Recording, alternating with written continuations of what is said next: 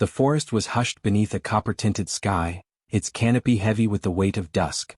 Birds that once filled the air with chatter had gone silent, their absence creating a stillness that pressed down like a secret.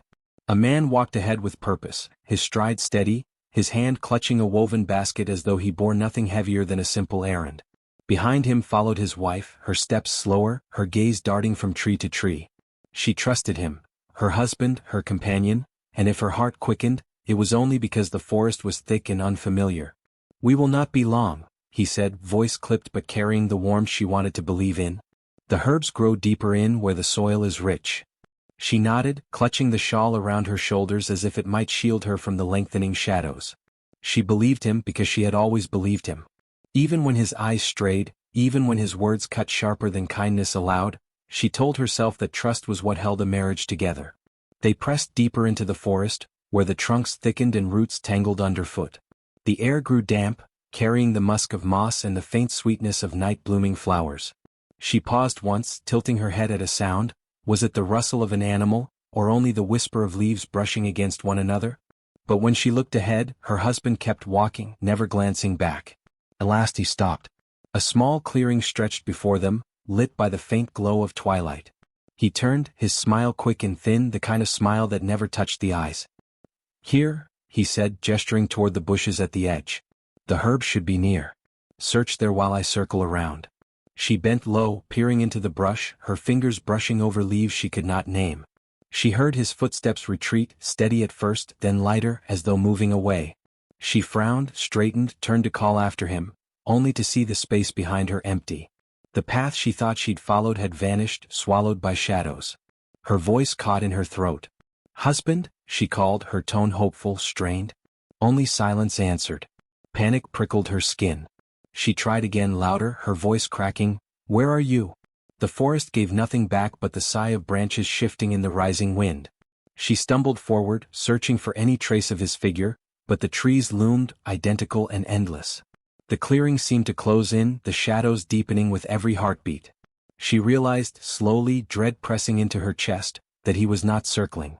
He was gone. The truth landed heavy, cruel. He had brought her here not to gather herbs but to leave her behind. Alone.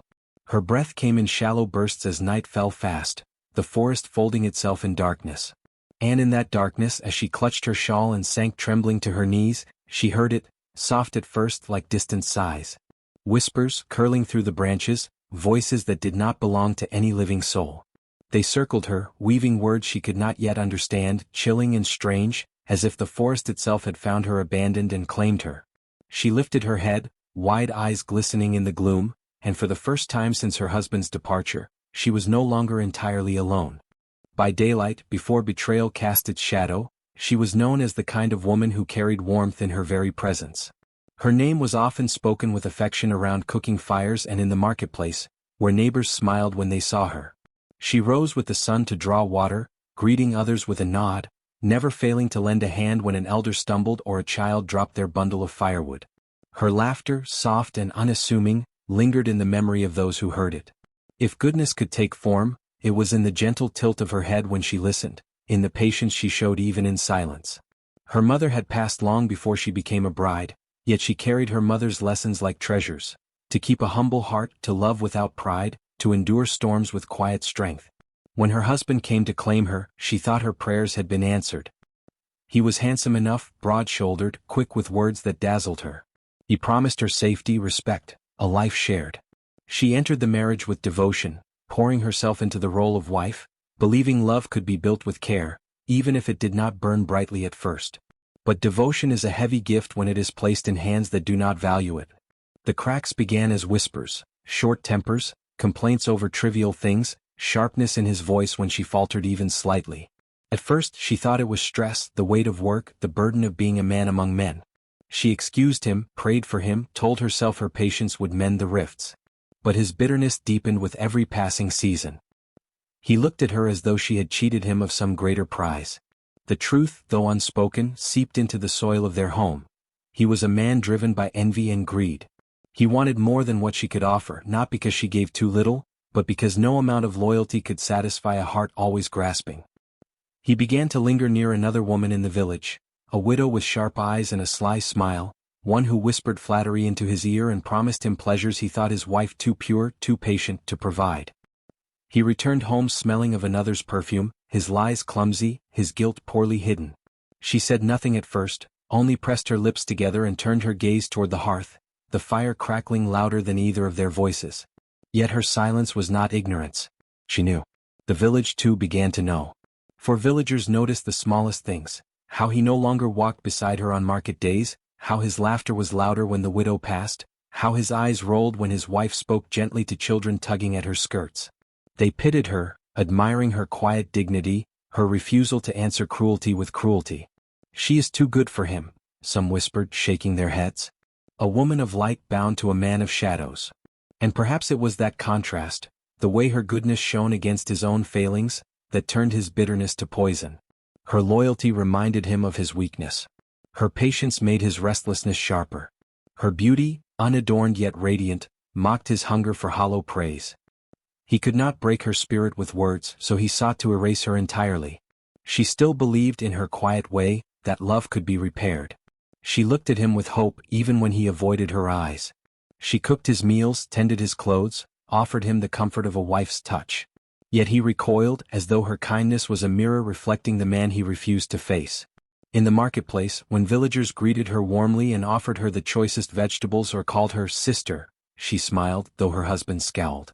They admired her not only for her beauty, dark eyes clear as river water, skin glowing like polished wood, but for her gentleness, for the way she carried herself with grace despite the coldness she endured at home. That admiration curdled his pride. To him it was not her they loved, but a reminder that he had failed to inspire such affection. The villagers saw her as a blessing, he saw her as a burden. And so the plan took root in him, twisted and quiet. If he could not shine beside her, then he would cast her into darkness. If he could not find peace in her devotion, then he would sever it. What he did not understand, what he could not understand, was that the very qualities he despised were the ones that would make her rise. His betrayal would not erase her, it would transform her. And the villagers who once pitied her would one day tremble in awe when they saw her return, not as the forsaken wife, but as something far more powerful. The forest closed around her like a cage the moment she realized she had been abandoned. At first, panic drove her feet in desperate circles, stumbling over roots, pushing through thorny undergrowth. She called his name, her voice hoarse, but the only reply was the echo of her own cries bouncing through the trees. Every direction looked the same, every path swallowed by shadows. The sky above dimmed until only a narrow ribbon of fading light clung to the horizon, and with its disappearance came the dreadful weight of night. Her shawl offered little warmth as the air turned cold, dampness seeping into her skin. Hunger gnawed at her belly, sharp and unrelenting, though she had eaten only hours before. Fear made it worse, fear that every rustle was a predator, that every snap of a twig was some beast circling closer. She tried to steady her breath, to remember the way back, but the forest was vast and cruel, and she was only a woman with no map, no food, no fire. She pressed her back against a tree, arms wrapped around her knees, listening. At first it was only the ordinary sounds of the night, the shrill call of insects, the distant hoot of an owl. But then came something different. A low murmur, faint, as though voices traveled through the branches themselves. She froze, her heart pounding. It was not the voice of her husband. It was not human at all. Her eyes darted toward the darkness, and for a heartbeat she thought she saw movement, glimmers of pale light sliding between the trees. She blinked, convinced it was a trick of her weary mind, but when she opened her eyes again the lights remained. They flickered faintly like fireflies, yet too steady, too deliberate. They did not drift aimlessly, they circled her. Her breath hitched. She clutched her shawl tighter, willing herself not to scream. The lights came closer, threading between trunks, hovering above the undergrowth. And with them, the whispers grew clearer, words she did not understand, tones both soothing and unsettling. It was as though the forest itself was speaking, not in one voice but in many, weaving sorrow and warning into the night air. She staggered to her feet, trembling.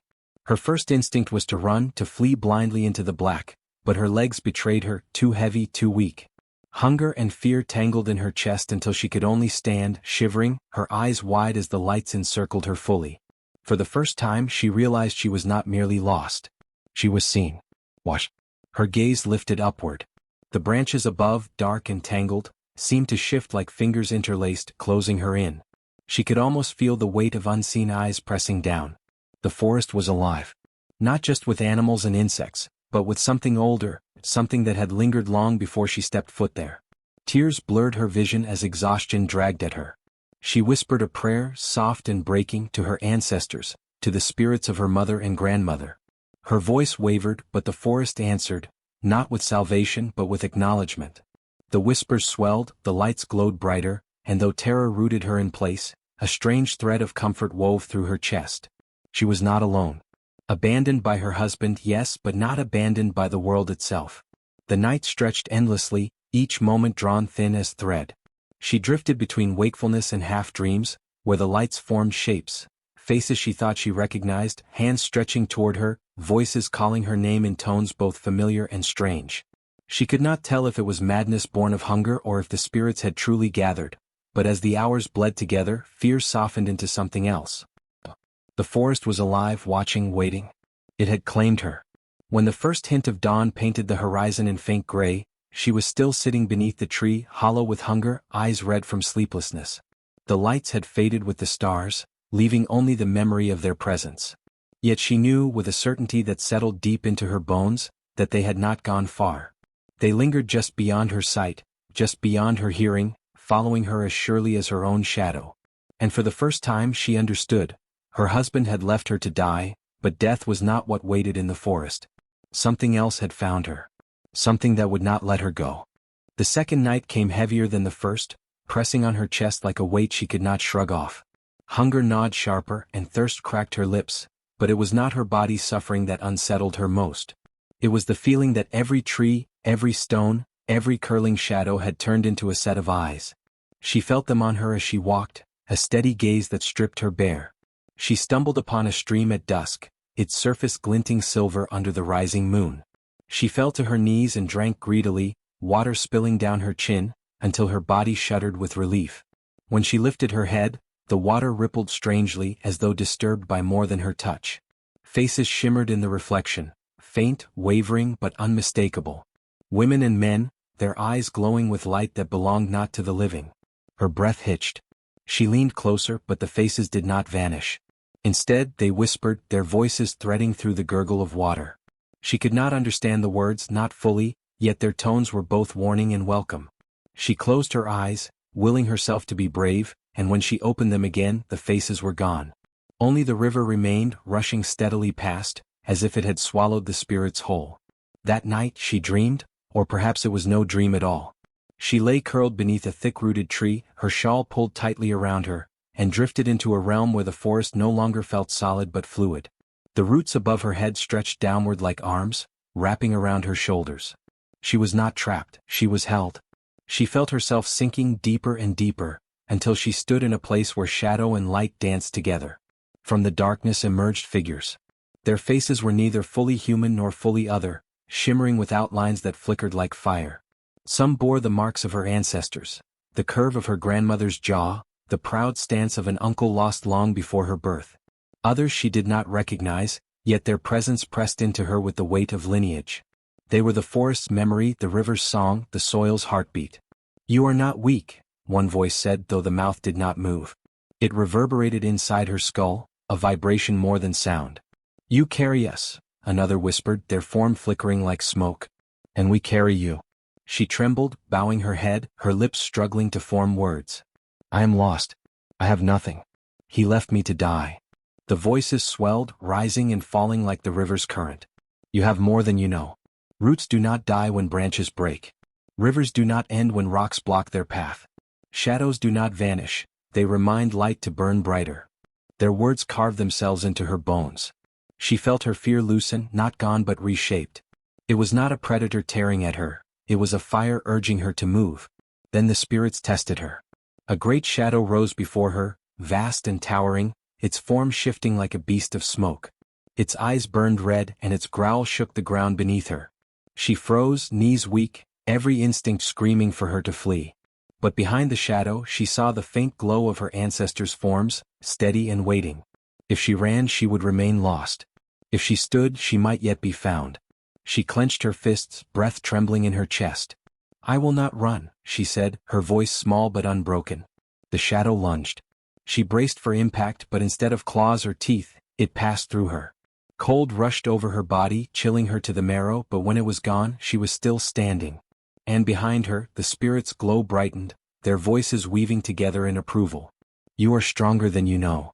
She woke with the dawn, her body stiff, her throat dry. Yet there was a steadiness in her chest that had not been there before. The forest was no longer a prison. It was a teacher. The whispers were not threats but guides.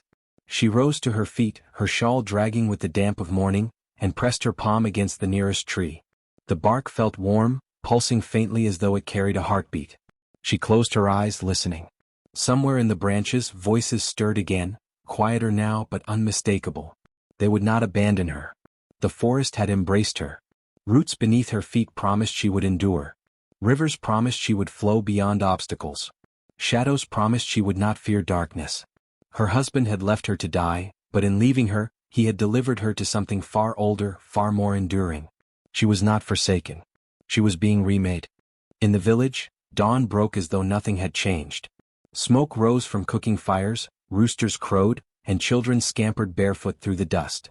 Yet when the husband returned alone, his face drawn into lines of practiced grief, the absence of his wife was quickly felt. "She is gone," he said, voice hoarse as though torn by sorrow. "The forest has taken her from me." The words spread quickly, whispered from ear to ear, carried into courtyards and markets. Some gasped in sympathy, clucking tongues and shaking heads at the tragedy of a wife lost to the wild. Others frowned, suspicion tugging at the edges of their minds. For she was not the kind of woman to wander, nor the kind to abandon her home without reason. "She went to gather herbs," he told them, his voice steadying with each retelling. "But she strayed too far and I could not find her. The forest is cruel. It does not return what it claims." He lowered his head, hands trembling just enough to seem convincing. At first the villagers pitied him. They spoke of bad fortune, of ancestors who sometimes called their chosen early. Women pressed food into his hands, offering comfort, while men clasped his shoulder in silent support. He played the part well, eyes red from feigned tears, voice soft with hollow grief. But time has a way of revealing what masks conceal. Not a week had passed before his sorrow lightened. He lingered too often near the widow whose sharp smile had already caused whispers. The widow did not hide her pleasure at his company, her laughter ringing loud enough for others to hear. They walked together at the edge of the fields, her hand brushing his head bent low as though sharing secrets meant only for her. The villagers noticed. They always noticed. "He does not grieve as a man should," one elder murmured, her gaze sharp. "She was a faithful wife," another replied. "Too faithful to simply vanish. Something is amiss." Children, too young to weigh their words, pointed out that he no longer sat alone by the fire but laughed with the widow instead. The laughter grated on those who remembered his wife's quiet grace. Some pitied him less and some whispered more. Still he denied nothing and confessed nothing. He leaned on his lie as though it were truth, repeating it until even he began to believe it. She had wandered too far, the forest had claimed her, it was fate. He told it with a sigh, with a heavy shake of his head, his performance polished with every retelling. But fate is not so easily bent, and lies do not go unchallenged. The first omen came with the wind. One evening as the villagers gathered to share food, a sudden gust tore through the courtyard, snuffing out every fire. Pots toppled, embers scattered, children screamed.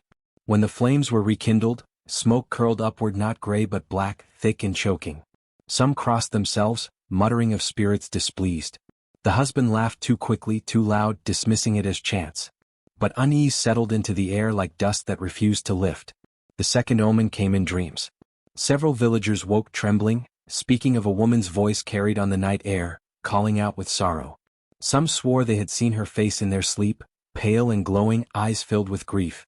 When they described her, there was no mistaking who they meant. His wife. The one he claimed lost. And then came the third omen, undeniable. At the well one morning, women drawing water found it clouded, rippling as though stirred by unseen hands. Floating on the surface was her shawl, the very one she had worn when last she was seen. Though tattered and damp, it was unmistakable. A murmur ran through the village, sharp as the crack of thunder. How had her shawl returned, when he had said the forest swallowed her whole? He paled when it was brought to him, though he forced his lips into a trembling smile. "The forest plays tricks," he said, his voice unsteady. "Perhaps the wind carried it or an animal dragged it free. Do not let fear cloud your hearts." But their hearts were already clouded. with suspicion, with unease, with the sharp prickle of knowing something was deeply wrong. The elders began to watch him closely, their gazes piercing, their patience thin. His lies no longer flowed as smoothly as before. Every word he spoke seemed weighted, brittle, ready to crack. Still, he clung to his deceit, for what else could he do? To admit the truth would be to condemn himself. To continue the lie was safer, or so he thought. But each night the whispers grew louder, carrying through the village with the rustle of leaves, the moan of the wind, the hiss of the fire. Whispers of a woman wronged, whispers of betrayal, whispers that made his sleep restless and his dreams dark. He woke in the night drenched in sweat, convinced he saw her silhouette at the edge of his hut, watching, waiting. He told himself it was guilt, nothing more. He told himself spirits were stories, nothing more. But deep inside, where lies could not reach, he knew. The forest had not claimed her as he had hoped. Something else had. And whatever it was coming back. The forest that had once seemed a cage now unfolded before her like a vast and living temple. In its depths she was never truly alone. The whispers that had frightened her on that first night grew clearer, their tones shifting from eerie to familiar. They were voices of women long gone, ancestors, mothers, daughters, whose bones rested beneath the soil and whose breath lingered in the rustling leaves. At first she stumbled through hunger and weakness, her body frail from days without proper food. She scraped berries from thorny vines, drank rainwater cupped in her hands, and shivered against the cold earth at night. But always the spirits guided her. In dreams they pressed knowledge into her mind, which leaves to chew to ease her hunger, which roots to boil for strength, which herbs to crush for healing. By day, when she walked through the forest, she would find these very plants waiting where she least expected them, as though unseen hands had laid them in her path. She began to heal. Her cheeks, once hollowed by despair, filled with the flush of life. Her hands, once delicate from tending hearth and home, grew calloused from foraging and carving wood. Her shoulders, once bent under sorrow, straightened as though the spirits themselves held her upright. At night, when she lay beneath the stars, she felt no longer abandoned but chosen, marked by forces that had refused to let her die. One spirit in particular lingered close. It was the voice of a woman with a low, melodic hum, a sound like water over stones. The spirit's presence filled her with calm, steadying her when grief threatened to crush her chest. "You are not broken," it told her. "You are being remade." Her grief remained, sharp as a blade, but it no longer cut her down. Instead, it hardened into something else, quiet fury tempered by patience, honed by resilience. She thought of her husband's betrayal, of the moment she had turned to call his name only to find emptiness behind her. The memory no longer broke her, it fueled her. His cruelty had left her in the forest to die. Yet here she was, living, breathing, stronger than she had ever been. She learned more than herbs. The spirits taught her rituals, small and sacred. She traced symbols in ash upon her palms, whispered incantations over water before drinking, placed pebbles in a circle to honor those who had walked before her. Each act deepened her bond with the unseen. And slowly she began to change.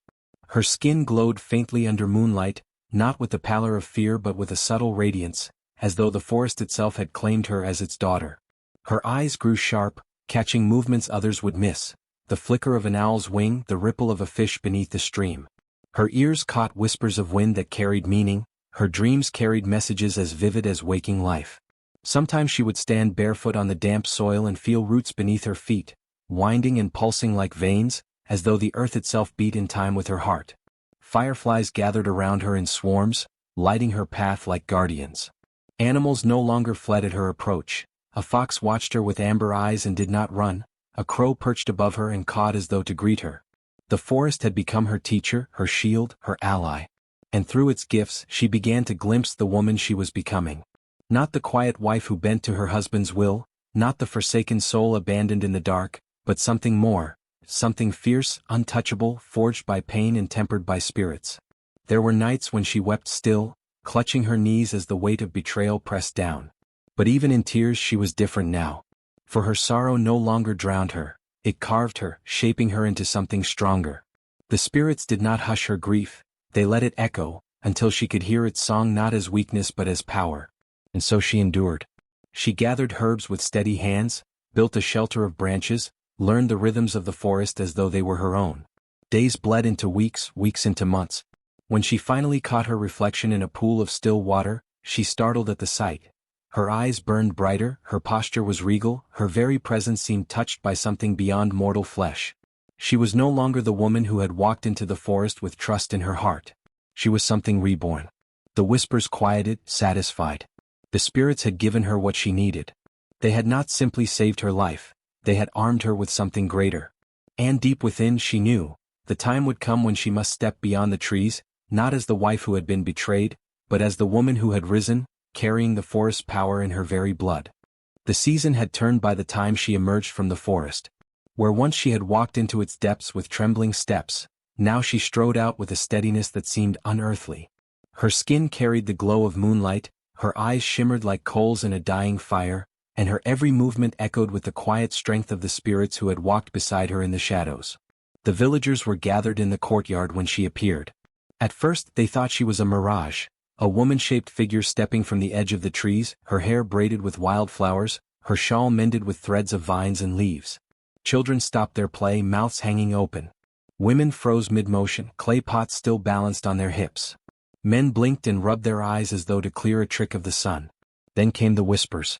"Is it her?" someone gasped. "It cannot be. She is dead." He said she was taken.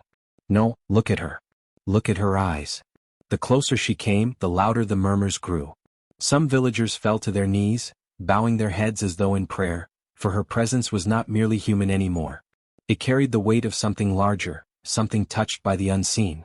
Others shrank back into the shadows of their huts, their gazes darting nervously, crossing themselves, whispering protections against spirits. She did not speak at first. She let her silence carry the weight of her return.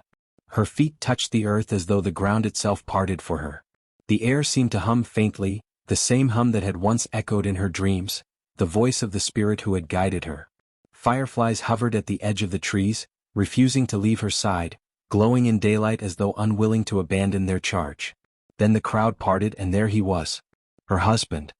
He stood frozen, eyes wide, his lips trembling as though words had turned to ash in his mouth. For a heartbeat, he looked as if he might faint. His skin went pale, sweat breaking across his brow, and his legs shook as though the earth itself betrayed him. She, he croaked, unable to say more. His mind whirled in chaos. He had left her to die. He had spoken her eulogy, woven lies to cover his crime, laughed with another woman as though free of the weight of his vows. He had prayed the forest would swallow her whole, that her bones would sink beneath moss and roots. And yet, here she was not only alive but transformed, radiant with something beyond mortality. The villagers turned to him now, their eyes sharp. For months he had repeated his story of loss, feigned his grief, courted another with shameless boldness. But how could his tale stand now, when the very woman he had abandoned walked before them, alive, commanding, her presence undeniable? She met his gaze. For a long moment the village held its breath. Her eyes were not soft as they once had been. They were unflinching, steady, filled with a quiet fury tempered by something greater. She did not shout. She did not accuse. She simply looked at him as though stripping him bare before them all. "Wife?" he stammered at last, the word foreign on his tongue, cracking in the air like brittle wood. You live." Her voice, when it came, was low but resonant, carrying to every ear. "Yes, I live." Nothing more needed to be said. The villagers erupted into gasps and cries, some crying out blessings, others crossing themselves in fear. The air seemed to shiver with their disbelief. Mothers clutched their children close, unsure whether to shield them or present them before her. Elders leaned on their staffs, their faces grim, as though recognizing the gravity of what her return meant. She stepped forward, her gaze never leaving her husband's. With each step, he stumbled back until his heels pressed against the wall of his own hut. He looked cornered, like a man who had stared into a grave and realized too late that it was meant for him. "She has returned with spirits," one villager whispered in awe. "No," another muttered, shaking his head. "She is not possessed, she is blessed." "She is both," said an elder, her voice quaking with reverence. The husband's lips flapped uselessly, seeking excuses, explanations, but none came. His words had run dry. What lie could he spin now, when her very presence revealed the truth? He had tried to erase her, yet here she stood, stronger, taller, glowing with the power of those who had walked before. For the first time in months, the wife allowed herself a small, slow smile. Not of joy, nor of triumph, but of certainty. She had been forsaken, but she was no longer the woman who wept at betrayal. The spirits had remade her. And now, her very being was proof that cruelty cannot bury what is meant to rise. The villagers felt it too, that shift in power, that sense of reckoning carried in the air. Whatever would come next, they knew this. The balance of their world had changed. The forest had returned one of its own, and she had brought with her the weight of truth. Her husband could do nothing but stare, trembling as the shadows of the spirits clung to her like a crown. The drumbeat called them together. Slow and steady, it echoed across the village, summoning every man, woman, and child to the central clearing where judgments were spoken and truths could no longer be hidden. The air was thick with anticipation, the kind that made even the birds fall silent in the trees. Word had already spread like wildfire, she had returned. Not only returned but changed. And now the moment had come for reckoning. The villagers formed a wide circle around the fire pit, their faces tense, eyes darting between her and the man who once called himself her husband. He stood apart, his posture hunched, his mouth working uselessly as though rehearsing excuses that no one wanted to hear. His new companion, the widow he had courted so boldly, kept to the shadows, her face pale, her fingers twisting nervously in her shawl. Then she stepped forward. The crowd stilled. Even the flames seemed to bend toward her, as if eager for her words. She carried no staff, no weapon, only herself, but her presence was enough. The months in the forest had left their mark, and though her hands were scarred from labor and her hair woven with strands of wild grass, she carried herself like a queen of both the living and the dead. Behind her, some swore they saw flickers, shapes in the corner of their eyes, shadows that bent unnaturally, the faint shimmer of fireflies though none flew in the day. Her voice was steady. You know me. You know my face. You know the vows that were made when I became his wife. She gestured toward the husband, who flinched though she had not touched him. You also know the story he told. That I was lost. That the forest took me. That he grieved. Murmurs rippled through the crowd. Some nodded, recalling his tearful tales. Others shook their heads, remembering how quickly his mourning had turned to laughter with another woman. She raised her hand and silence fell again. But I tell you the truth. He led me into the forest. He told me we would gather herbs. I followed as a wife trusts her husband. And when I turned to call his name, there was only emptiness. He had abandoned me. Left me for dead. A sharp intake of breath swept across the gathering. Gasps, mutters, curses. All eyes swung to the husband. His lips parted but no sound came out. She went on, her voice gaining strength. The forest did not claim me. The spirits did not let me die. They gave me strength, taught me wisdom, filled me with their breath. They brought me back to stand before you now. As she spoke, the air thickened, charged. The villagers felt it, a pressure, a presence. Some clutched charms around their necks, others bowed their heads but none dared look away. Her words carried more than mortal weight. It was as though unseen hands pressed them into the bones of every listener. One elder rose, leaning on his staff. His eyes burned into the husband. You told us she was lost, he said. You told us the forest had taken her. And yet she stands here, living. Do you deny her words? The husband's chest heaved. She lies, he cried at last, his voice high, desperate. She lies to shame me. The forest has poisoned her mind, she is no longer the woman we knew. But the crowd did not believe him. They had seen his quickness to forget, his eagerness to court another. They had seen the shawl return from the well, the strange omens that haunted their nights. And now they saw her, radiant, unbroken, bearing the aura of those beyond. She speaks truth, murmured a woman, clutching her child. Yes, said another. The forest spared her. That itself is proof. Voices rose, stronger, angrier. He betrayed her. He cast her aside. He lied to us all. The widow who had once laughed with him turned her face away, shame burning her cheeks. She would not defend him now. The husband staggered, panic rising in his eyes as he realized the tide had turned. He opened his mouth to protest again, but the sound was swallowed by the crowd's fury. They shouted louder, their voices a storm that drowned his own. Some demanded punishment, others demanded exile. None demanded mercy. And through it all she stood silent, watching him. Not gloating, not raging, but steady, unyielding. The spirits hovered at her side, unseen but felt. Every villager sensed it in the prickling of their skin, the chill in the air, the certainty that the truth had already been judged by something greater than them all. When at last the noise ebbed, she spoke one final time. I was abandoned. I was betrayed. But I did not break. I rose with the forest's strength. And now you must choose. Will you let deceit rule among you or will you cast it out?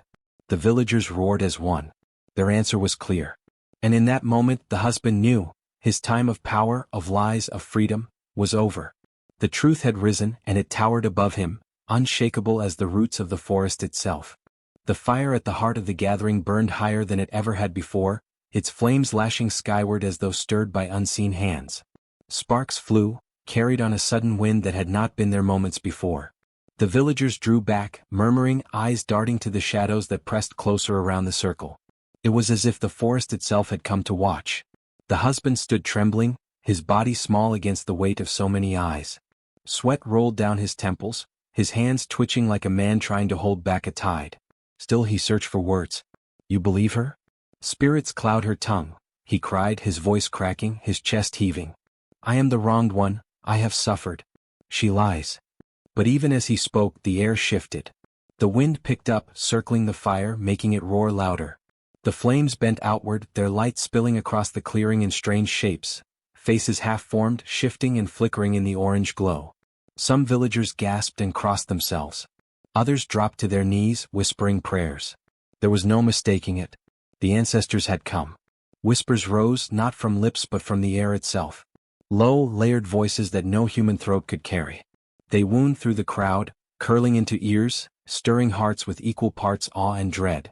To some, they were like lullabies remembered from childhood. To others they were sharp as knives. But to the husband they were unbearable. He clutched his head, crying out, staggering as though invisible hands pressed against his skull.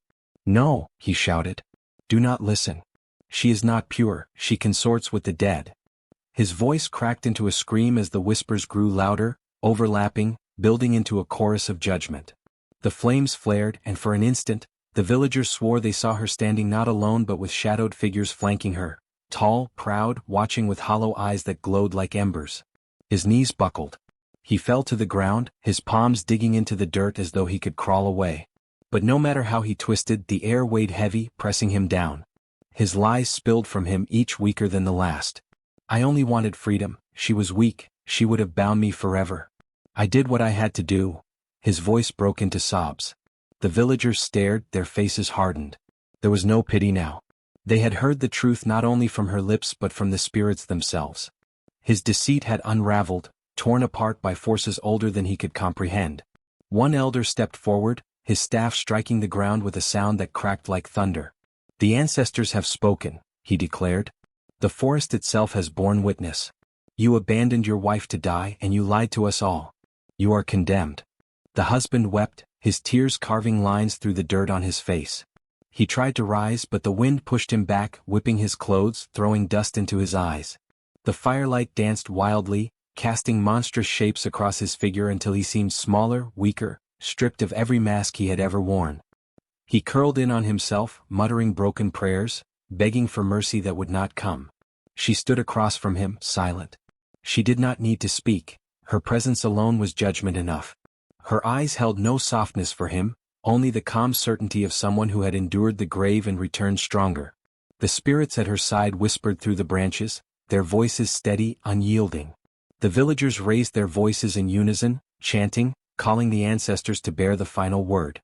Their cries swelled like a storm, filling the night, carrying far beyond the village walls. The husband shrieked, covering his ears, but the sound was inside him too, a resonance he could not escape. His body shook as though the earth itself rejected him. At last the fire dimmed, the wind stilled, and the whispers quieted. Only the crackle of embers remained. But the silence that followed was heavier than noise, final as the closing of a tomb. The husband lay face down in the dirt, broken. His cries had dwindled into hollow sobs. He no longer looked like the man who had strutted through the village with lies on his tongue. He looked like a child lost in terror, stripped of power, condemned by both the living and the dead. The elder raised his staff again. "Let this be known," he said, his voice steady. "The ancestors have judged. Betrayal is never hidden, and cruelty never triumphs. He shall live with this mark upon him, cast from our circle, unwanted by earth and spirit alike." A murmur of agreement rolled through the crowd. No one stepped forward to defend the husband. Even the widow who had once laughed at his side turned her back, shame written in the curve of her shoulders. The woman, no longer forsaken, no longer broken, lifted her chin. The firelight reflected in her eyes, twin sparks that carried the weight of everything she had endured. She had not needed to raise a hand against him. The ancestors themselves had spoken through flame and wind. Justice had been served, not by vengeance but by truth that could no longer be denied. And as the villagers bowed their heads to her, she knew, the spirits had not only saved her life. They had returned her to deliver judgment. Dawn broke gently, spilling gold across the village rooftops. Smoke rose in thin ribbons from early cooking fires, mingling with the scent of dew and ash left from the night's judgment. For the first time in months, the villagers did not wake with unease, but with a profound sense that balance had been restored. The ancestors had spoken and their word was final. At the center of it all stood the wife, no longer the forsaken, no longer the weeping figure abandoned in the forest. She was something different now, something greater. Spirit-touched.